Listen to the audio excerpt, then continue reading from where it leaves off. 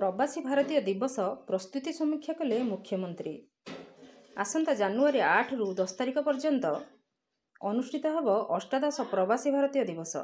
यहाकू अत्यंत आकर्षणीय और सफल भाव पालन करने राज्य सरकार पूर्ण भाव में प्रस्तुत। आज लोकसेवा भवन में मुख्यमंत्री श्री मोहन चरण माझी यार प्रस्तुति समीक्षा करथिले। समीक्षा मुख्यमंत्री कहिथिले जे 2003 मसीह आरंभ होइथिबा एही प्रवासी भारतीय दिवस प्रथम थर पई ओडिशा अनुष्ठित हेउछि। विश्व दरबार में ओडिशा को प्रतिष्ठित करने यह एक सुवर्ण सुजोग। प्रधानमंत्री मध्य एही कार्यक्रम उपरे अत्यंत गुरुत्व आरोप करिसेंति। तेणु यह अत्यंत आकर्षणीय और त्रुटिशून्य भाव में आयोजित करी विश्व दरबार में ओडिशार भावमूर्ति को उज्ज्वल करने से परामर्श देथिले। विशेषकर सहरर स्वच्छता उपरे मुख्यमंत्री गुरुत्व आरोप करथिले। भुवनेश्वर स्वच्छता अंतर्जातीय स्तर में हेबा आवश्यक बोली से प्रकाश करथिले।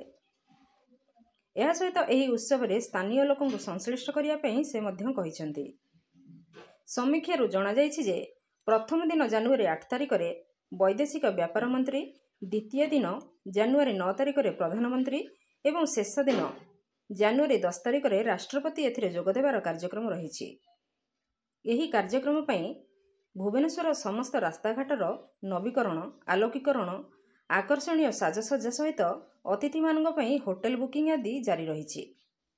पर्यटन स्थान गुड़िकर सौंदर्यकरण करा जाउछि। भुवनेश्वर, पुरी, कोणार्क, जाजपुर आदि विभिन्न सहरर 28टी पर्यटन स्थली को अतिथि मानक नेबा पई व्यवस्था करा जाउछि। प्राय 7500 डेलीगेट्स जोगदेवार संभावना रहिछि।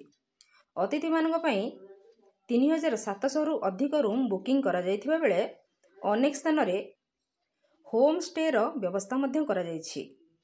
एही बैठक रे दुई उपमुख्यमंत्री श्री कनकवर्धन सिंहदेव एवं श्रीमती प्रभाती परिड़ा, नगर उन्नयन गृह निर्माण मंत्री श्री कृष्णचंद्र महापात्र, पूर्ति और आईन मंत्री श्री पृथ्वीराज हरिचंदन, भाषा साहित्य संस्कृति मंत्री श्री सूर्यवंशी सूरज, मुख्य शासन सचिव श्री मनोज आहूजा, उन्नयन कमिशनर श्रीमती अनु गर्ग, मुख्यमंत्री अतिरिक्त मुख्य शासन सचिव श्री निकुंज बिहारी धल, गृह विभाग अतिरिक्त मुख्य शासन सचिव श्री सत्यपत साहू, पुलिस महानिर्देशक श्री वाईबी खुरानिया एवं विभिन्न विभागर प्रमुख सचिव और सचिव माने उपस्थित थिले।